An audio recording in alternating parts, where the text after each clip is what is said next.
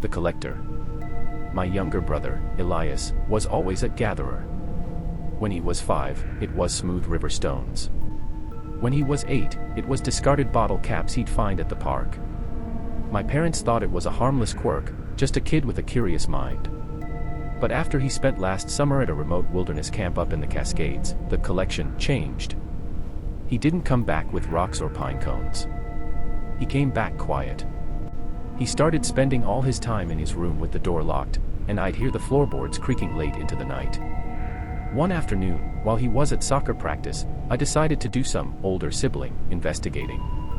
I told myself I was just looking for my missing hoodie, but I knew something was off. I checked under his bed. Nothing. I checked his closet. Clean. But then I noticed a corner of the rug was folded back. Beneath it, one of the old fur floorboards had been painstakingly pried loose and set back into place. I lifted it up, expecting to find candy wrappers or maybe a stolen magazine.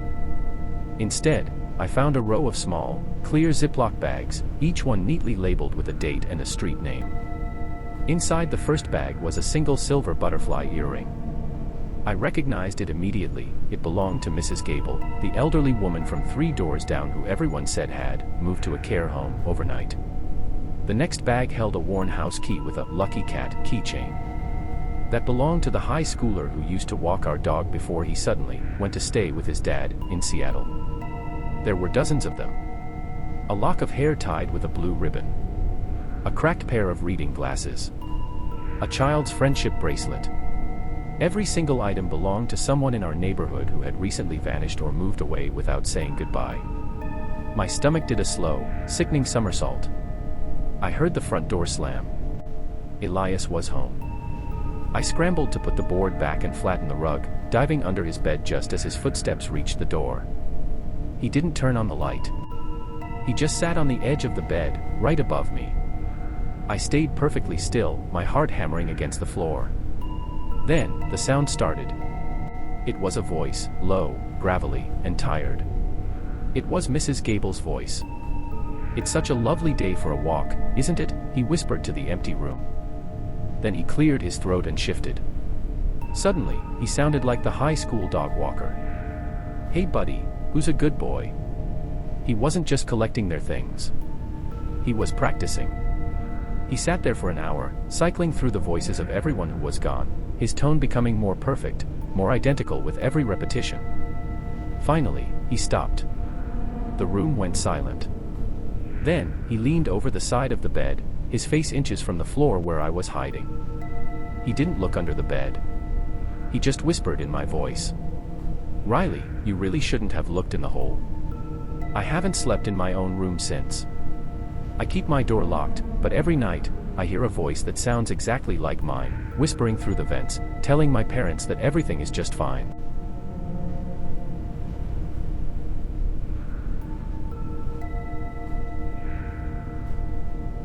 Story 2, The Guest in the Attic. My sister, Clara, and I have always been close, but something changed when she came back from her first year of college. She didn't have that newly independent glow.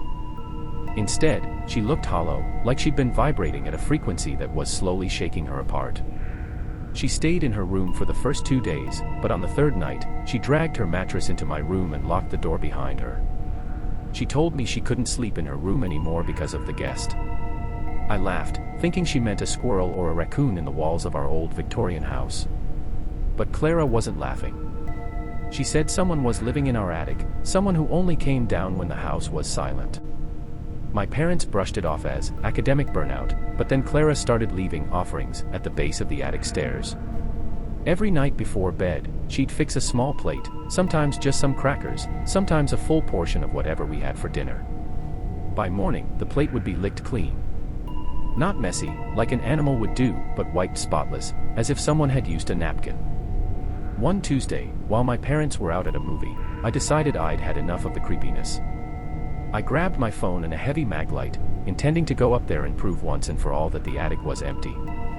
I found Clara standing at the base of the pull-down ladder. She was whispering. I clicked on my light and saw her looking up into the dark rectangular hole of the attic. She wasn't scared anymore, she looked devoted. "Clara, stop it," I hissed. There's nobody up there. She didn't even turn around. She just whispered, he's hungry today, Leo. He says you haven't been visiting him. Who? Who says that? I reached for the ladder to pull it down, but Clara grabbed my wrist. Her grip was like ice. The real you, she said. Her eyes were glazed over, reflecting my flashlight beam. He says the version of you down here is a placeholder. He says you stole his life while he was tucked away in the insulation. Suddenly, I heard a sound from above. It wasn't a scuttle or a footstep. It was the sound of someone mimicking my own nervous habit, the way I click my fingernails together when I'm anxious. Click. Click. Click. It was coming from right above the ladder. Then, a voice spoke from the darkness. It was my voice. My exact pitch, my exact stutter. It said, Clara, tell him to come up. I finished my plate. I want to see if our skin still matches. I dropped the flashlight and ran. I didn't stop until I was in the driveway. I called my parents, but by the time they got home, the attic ladder was closed and Clara was fast asleep in her bed. The plates have stopped appearing at the stairs. Clara says the guest doesn't need them anymore because he's feeding on the atmosphere. But lately, I've noticed things missing from my room. My toothbrush. My favorite shirt. Even a lock of my hair I found in the trash. And every morning when I wake up, I find Clara sitting at the foot of my bed, staring at me with a strange, hungry smile, waiting for the day I finally decide to go up and meet myself. Story 3, The Replacement. My older brother, Marcus, was always the center of gravity in our family. He was a star athlete, the loudest guy at the dinner table, and honestly, a bit of a jerk sometimes, but he was our Marcus.